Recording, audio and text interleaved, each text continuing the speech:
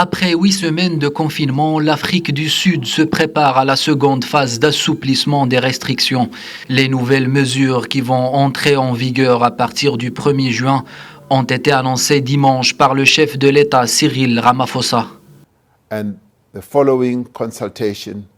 Nous avons décidé de ramener le niveau d'alerte dans le pays du niveau 4 au niveau 3 à partir du 1er juin. Cela va se traduire par l'ouverture de l'économie et la suppression d'un certain nombre de restrictions au mouvement de personnes, tout en élargissant et intensifiant considérablement notre intervention de santé publique. Certains établissements scolaires et universitaires pourront rouvrir leurs portes sous certaines conditions. Les rassemblements publics resteront toutefois interdits.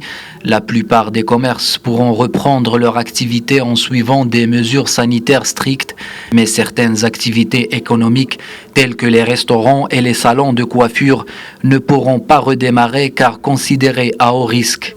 Malgré les nouvelles mesures annoncées, la situation reste préoccupante dans le pays, de l'aveu même du chef de l'État qui a appelé à ne pas relâcher la vigilance.